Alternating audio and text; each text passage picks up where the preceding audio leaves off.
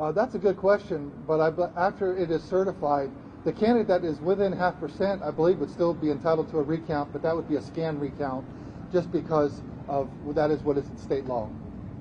Yes, sir. What happens if certain counties are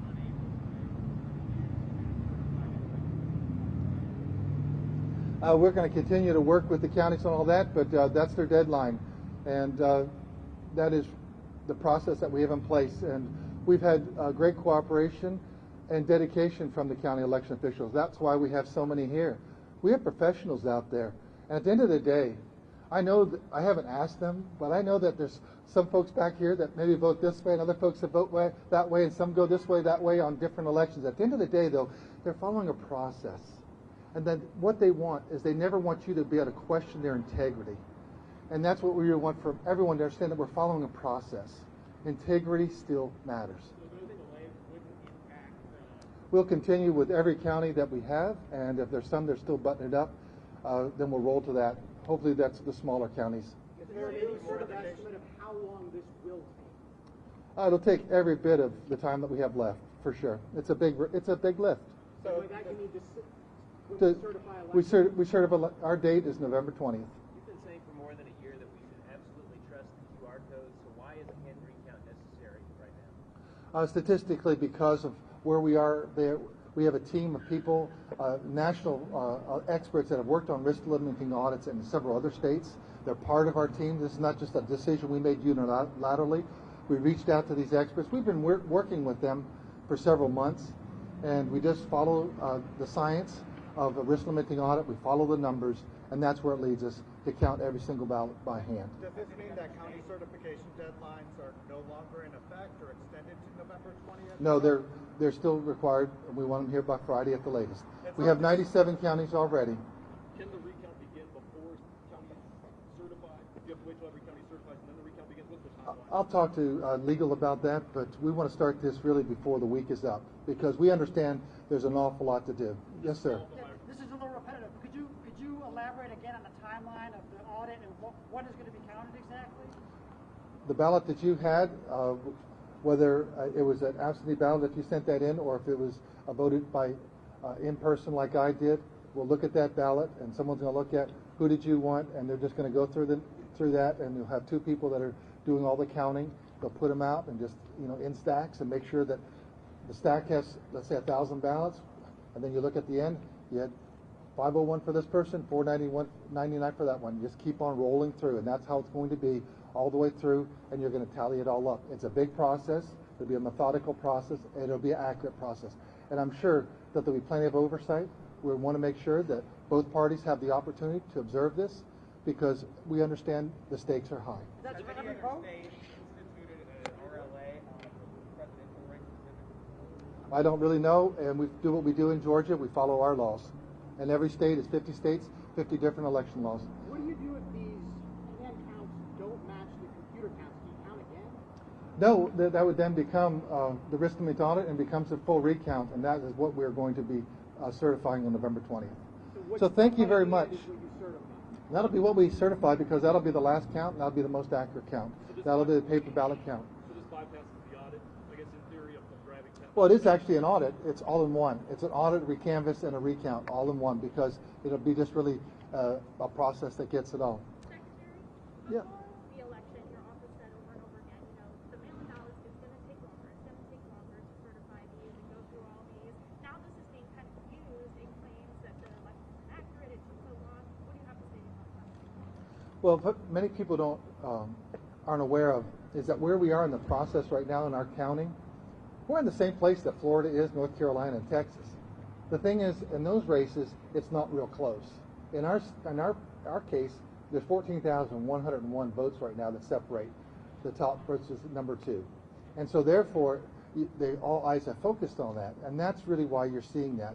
But the other states are still out there tabulating their absentee ballots. Thank you for bringing that up. What happens to John Lewis's election to fill his seat if... That's still going on. But even though someone will have been sworn in for that seat, the Kingman Williams have already been sworn in by the time the special election now takes place. The 5th District is not affected by what we're doing here. Secretary, as you know, the Republican Party is saying that a lot of the Republican voters and Trump supporters in particular do not trust the election results. It's not the matching the person to the computer scan. It's did dead people vote? Did the mail service, did employees from the postal service steal the election? How will you remedy that in counting the votes? I mean, are you going to call Georgians who voted and say and ask, did you vote for this person? Is this person alive in your family? How do you remedy those accusations? How do you get to the bottom of those? Well, number one, I am not the Postmaster General. We have no control over the Federal Postal Service. So when people mail their ballots back, it's then under federal government control and the federal, post office, postal service. Once it gets to the counties, then that's when the counties, have handled that. Through this process, we believe that, and we know that the machines are correct, and what you're going to find, we believe, in the count. As it relates to dead people and other, forms of illegal voting, that's why we've asked for, if you know of a case of illegal voting or suspected illegal voting, bring that to us. Anecdotes and stories doesn't work. We need something that we can actually investigate. I'm actually very grateful that Attorney General Barr, I respect that man. This is his second round as being Attorney General of the United States of America, and he is a calm, very thorough attorney, and he's directed his U.S. attorneys to look for things. And the one thing that the federal government does have is resources that we don't have. And so if they can find something that we can't, that can help to bring to bear, we want to make sure that the only people that vote are legal voters. But that's not part of this process that would be part of. Yeah, that we're counting what the paper ballots are, and those will be ongoing investigations. Does this new recount set a precedent for every close race going forward in Georgia? No, we can pick whatever one we put, but we understand the national significance of this session right now. Next time it may be some other statewide race.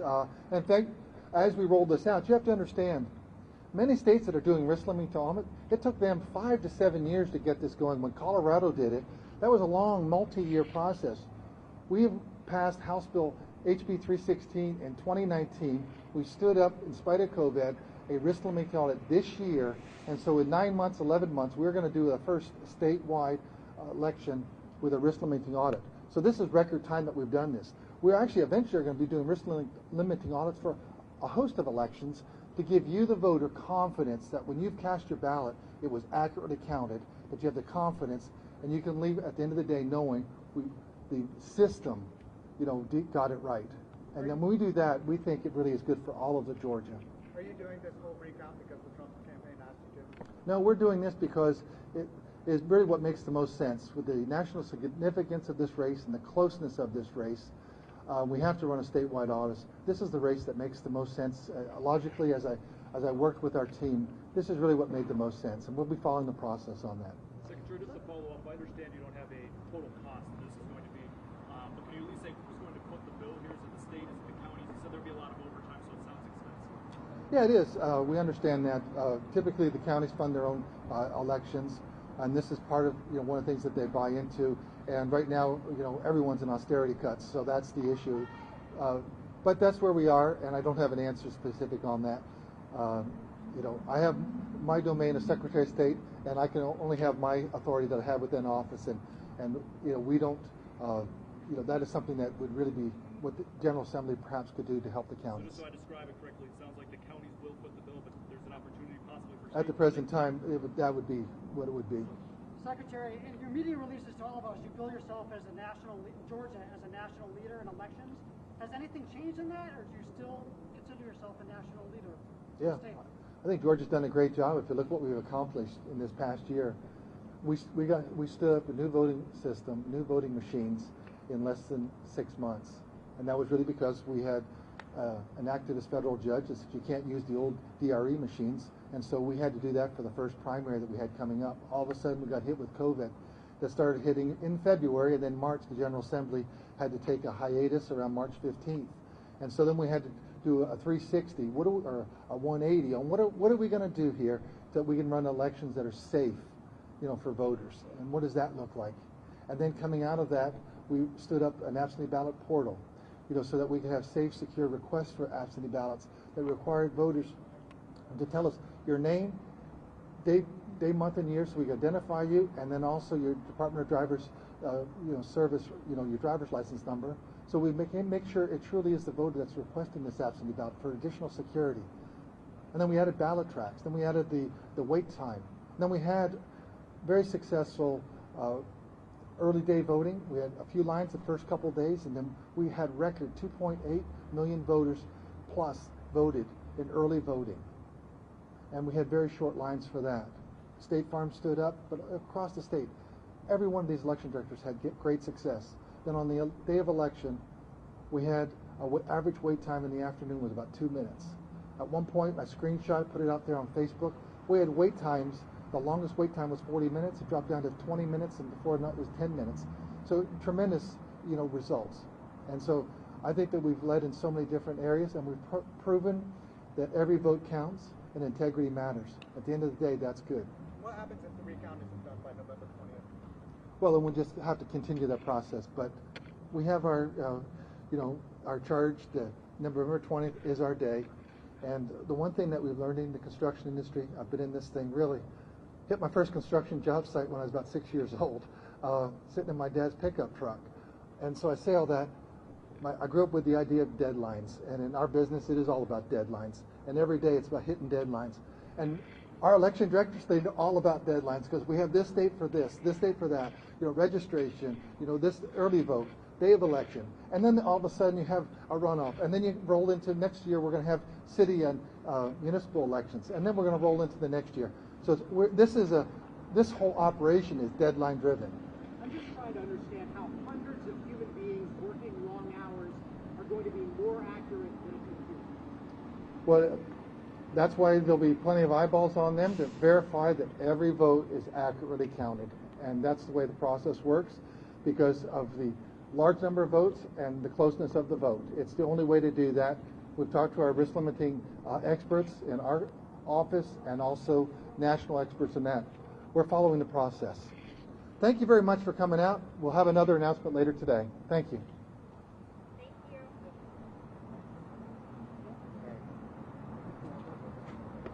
Guys, we got to go around this way. They don't let us in there. Security and all.